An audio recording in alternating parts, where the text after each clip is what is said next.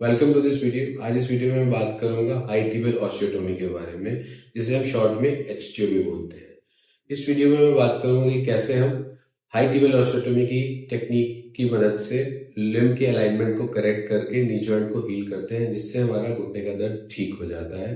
Secondly, high tibial ऑस्टियोटोमी के procedure को हम किस स्टेज पे और किस एज ग्रुप में करना चाहिए ताकि हमें बेस्ट रिजल्ट्स मिले।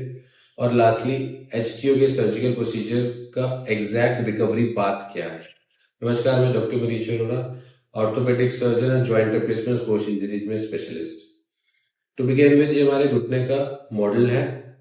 ये है ऊपर की हड्डी और नीचे की हड्डी, जिसे हम फीमर और टिबिया बोलते हैं। इन दोनों के एंड्स पे एक चिकनाई की लेयर होती है जिसे हम आर्टिकुलर कार्टिलेज बोलते हैं, और इन दोनों कार्टिलेज की लेयर्स के बीच में ये मेनिस्कस होता है जो कि कुशन लाइक स्ट्रक्चर होता है। ये तीनों स्ट्रक्चर्स मिलके हमारे नी जॉइंट का स्पेस बनाते हैं, जिसे हम घुटने का गैप भी बोलते हैं। नॉर्मली ये गैप प्रेजेंट होना चाहिए और ये घुटने के अंदर और घुटने के बाहर ऑलमोस्ट सिमेट्रिकल और आइडेंटिकल होता है। बट कुछ अनलकी लोगों में पैर अंदर की तरफ मुड़े हुए होते हैं, जिसे हम जीनू वैरम या बोलेग भी बोलते हैं। इन लोगों में जो हमारी वेट बेरिंग एक्सिस घुटने के सेंटर से पास करती है, वो सेंटर से ना पास करके सेंटर के अंदर से पास करते हैं, यानी कि मीडियली पास करती है, जिससे कि जो हमारे अंदर के स्ट्रक्चर्स हैं यानी कि कार्टिलेज, मेनिस्कस, इनके ऊपर नॉर्मल से ज्यादा लोड पड़ता है और एक्सेसिव कॉन्टेक्ट प्रेशर होने की वजह से ये तीनों स्ट्रक्चर्स एक दूसरे के अगेंस्ट ज्यादा रब होते हैं और ये टाइम से पहले घिस जाते हैं, जिसकी वजह से हमारे घुटने में दर्द रहता है। इस पूरी पैथोलॉजी को मीडियल ओवरलोड सिंड्रोम बोलते हैं। आइए हम समझते हैं कि मीडियल ओवरलोड सिंड्रोम का ट्रीटमेंट कैसे किया जाए। ऐसे पेशेंट जब हमें कंसल्ट करने आते हैं तो हम उनके नी जॉइंट का थोरो एग्जामिनेशन करते हैं।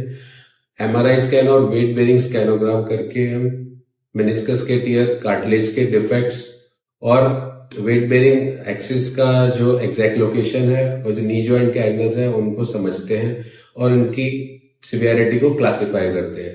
जो माइल्ड केसेस होते हैं वो cartilage supplementing medicine, calcium, vitamin D, physiotherapy और थाई मसल की स्ट्रेंथनिंग और स्ट्रेचिंग एक्सरसाइज करके ठीक हो जाते हैं और मेजॉरिटी ऑफ द पेशेंट अपनी नॉर्मल लाइफ पे बिना पेन के रिटर्न बैक कर जाते हैं। बट जो सीवियर केसेस होते हैं जिनमें कार्टिलेज में डिफेक्ट्स होते हैं और मेनिस्कस में भी टीयर्स हो चुके होते हैं, उनमें जॉइंट स्पेस भी सिग्निफिकेंटली कम हो जाती है। अगर इन पेशेंट्स में इस पैथोलॉजी को हम कंटिन्यू होने देते हैं तो within no time middle side के स्ट्रक्चर्स पे एक्सेसिव प्रेशर पड़ने की वजह से ये टाइम से पहले ही घिस जाएंगे और आर्थराइटिस स्टेज में पहुंच जाते हैं, और उस टाइम पे हमारे पास टोटली रिप्लेसमेंट या पार्शियली रिप्लेसमेंट के अलावा कोई और ऑप्शन नहीं होगी इनको ट्रीट करने के लिए।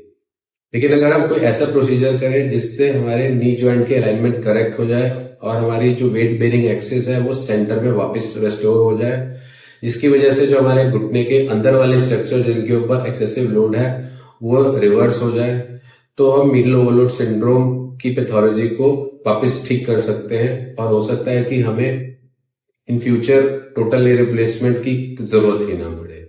हाई टिबियल ऑस्टियोटोमी एक ऐसा ही प्रोसीजर है जिसमें हम नी जॉइंट के जो नीचे वाली हड्डी है टिबिया, उस पे हम बोन में एक कट लगाते हैं और depending upon the angles and the severity हम ऑस्टियोटोमी साइट को कैलकुलेटेड वे में ओपन करते हैं।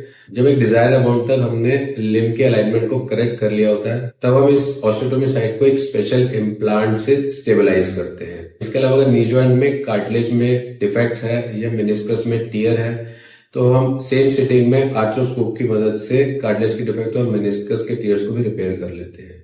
सर्जरी के नेक्स्ट डे से हम नी की बेंडिंग को स्टार्ट करते हैं और वॉकर की मदद से चलते हैं, और डिपेंडिंग ऑन द सिवियरिटी हम इनिशियली फुल वेट बेरिंग या नॉन वेट बेरिंग प्रोटोकॉल को स्टार्ट करते हैं, और सर्जरी के अराउंड 4 to 6 वीक्स के बाद हम नी की फुल रेंज अटेन कर लेते हैं और हम बिना किसी वॉकर या स्टिक की सपोर्ट के इंडिपेंडेंटली चल पाते हैं और अपनी नॉर्मल लाइफ पे वापस आ जाते हैं। हाई टिबियल ऑस्टियोटोमी को 55 to 60 की एज ग्रुप तक कर सकते हैं।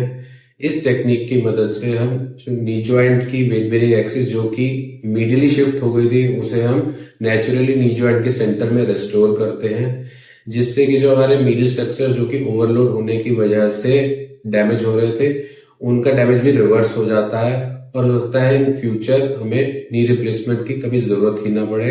होप इस वीडियो के एंड पे आपको अर्ली ऑनसेट आर्थराइटिस और उसकी वजह से जो घुटने के अंदर की साइड में जो पेन हो रहा है उसके कॉजेस के बारे में और उसकी क्या क्या ट्रीटमेंट ऑप्शंस हैं उसके बारे में क्लैरिटी मिली होगी और कैसे ITBL ऑस्टियोटोमी इस प्रॉब्लम को ठीक कर सकती है।